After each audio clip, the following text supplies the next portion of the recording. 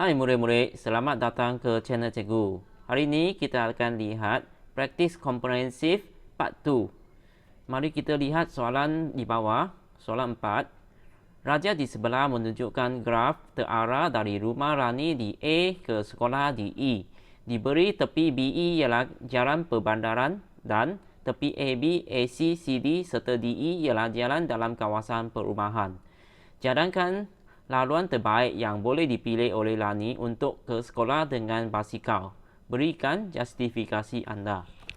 Sekarang kita lihatkan perbezaan di antara jalan perbandaran dan jalan dalam kawasan perumahan.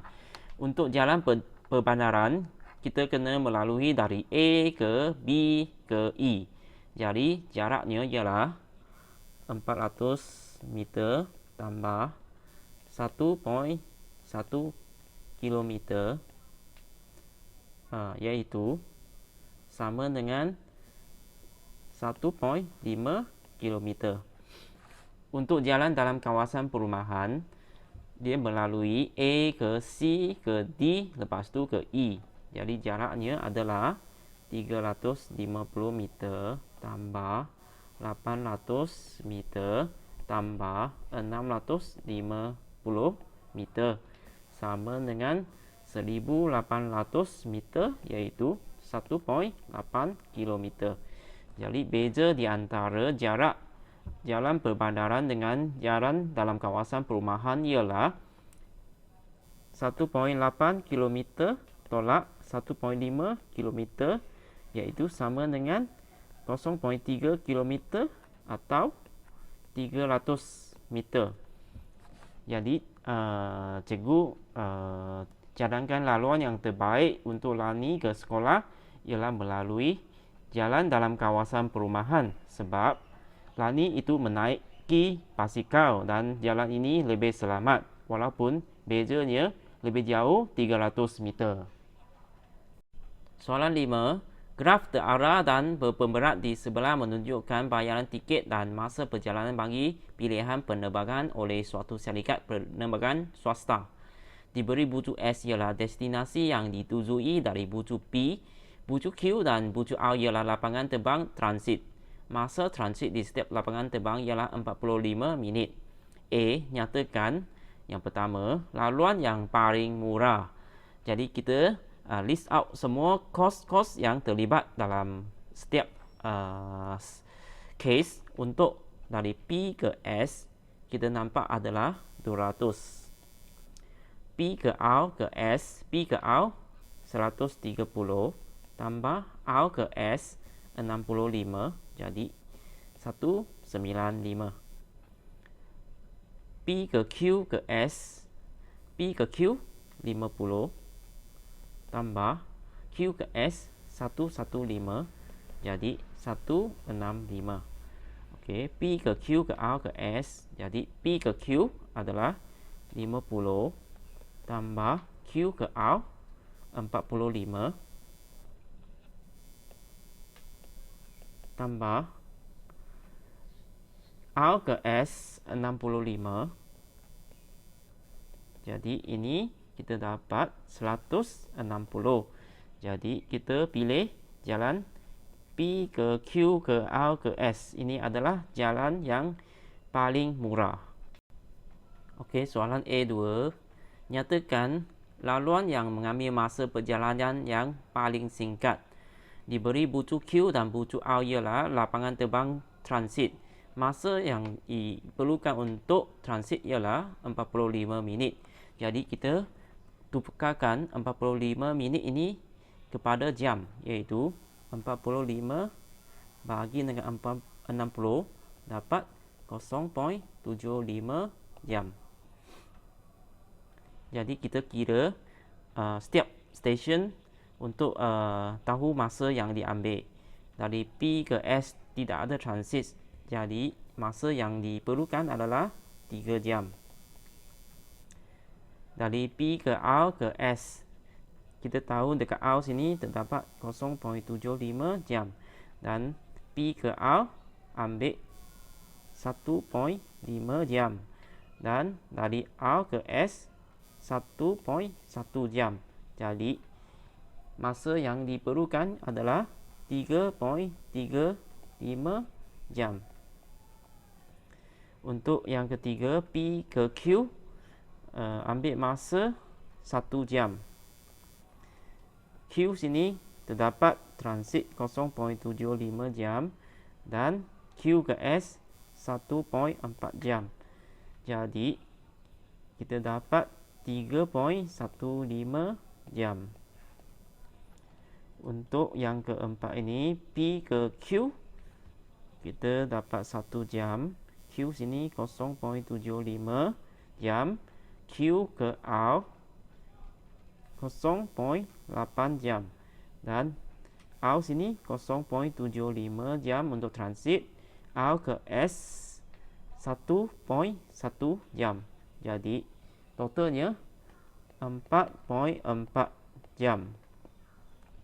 Jadi masa yang paling singkat adalah pada P ke S. Soalan B, jika anda perlu ke destinasi dengan kos yang optimum, nyatakan laluan yang anda pilih. Berikan justifikasi anda. Okey, kita lihat kalau kita pilih jalan P ke S, kos dia adalah 200 dan masa ambil adalah 3 jam. Tapi kos dia tinggi, 200. Kalau kita ambil jalan yang keempat ini, PQRS, kos dia rendah, 160, tapi masa dia ambil lama, iaitu 4.4 jam. Jadi cikgu akan pilih laluan ketiga, iaitu 165. Kos dia tak tinggi sangat, tapi ambil masa 3.15 jam. Masa pun tak begitu lama. Ini pun singkat lah. Jadi kita pilih jalan PQS ini. Soalan 6. Bina 4 persamaan linear berdasarkan graf terarah di bawah. Diberi X5 sama dengan 15. Tentukan nilai X1, X2, X3 dan X4. Diberi tip. Guna jumlah darjah in sama dengan jumlah darjah out bagi setiap bucu. Jadi kita lihat bucu A diberi jumlah darjah in sama dengan jumlah darjah out. Jadi untuk darjah in nya adalah 11 dan sama dengan jumlah darjah out iaitu X1 tambah X2. Ini persamaan yang pertama. Jadi untuk bucu B, jumlah darjah in adalah X4 sama dengan jumlah darjah out iaitu 11 tambah X3. Ini persamaan yang kedua. Untuk bucu C, jumlah darjah in adalah X2 tambah X3. Jumlah darjah out adalah sama dengan 10 tambah 10 iaitu sama dengan 20. Jadi X2 tambah X3 sama dengan 20. Ini persamaan ketiga. Jadi persamaan keempat adalah D adalah X1 yang masuk tambah 10 sama dengan X5 iaitu 15. Jadi X1 tambah 10 sama dengan 15. X1 sama dengan 5. Tentukan nilai X1, X2, X3 dan X4. Dan tadi kita dapat X1 ini adalah 5.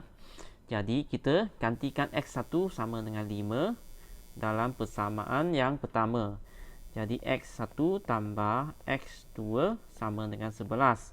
5 tambah X2 sama dengan 11. Jadi X2 sama dengan 6. Ini X2. Jadi kita gantikan X2 sama dengan 6 ke persamaan yang ketiga ini. Jadi X2 tambah X3 sama dengan 20. Jadi 6 tambah X3 sama dengan 20. X3 sama dengan 14. Jadi kita gantikan lagi X3 sama dengan 14 ke persamaan yang kedua. Jadi X4 sama dengan 11 tambah X3 sama dengan 11 tambah 14 sama dengan 25. Soalan 7. Graf tak terarah di bawah menunjukkan kedudukan 6 buah rumah di sebuah kampung. Seorang jurujual perlu ke semua rumah tersebut bermula dari rumah A dan berakhir di rumah F. A. Lukis suatu graf terarah mewakili jarak terpendek dari A ke F dengan syarat semua laluan hanya dilalui sekali saja. Jadi mula-mula kita hapuskan jarak yang paling jauh, iaitu 900 ini, 850 ini dengan 800. Jadi kita bermula dari A ke F dengan syarat kena melalui semua rumah. Jadi dari A kita mula ke D, dari D ke C, lepas tu dari C ke B, dari B ke E, dan dari E ke F. Okey, murid-murid, sekarang kita lukis graf terarah yang seperti yang cikgu lukis tadi. Dari A ke D, dari D ke C, C ke B, B ke E, E ke F. Jarak dia 750 meter ini 500 meter, ini 600 meter, bawah ini 780 meter dan 450 meter.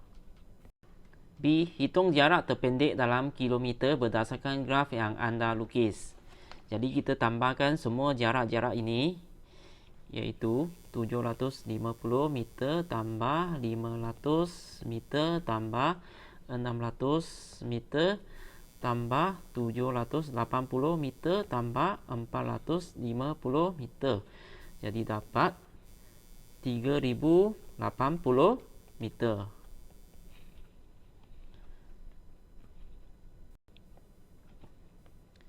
Jadi kita tukar kepada kilometer menjadi 3.08 kilometer.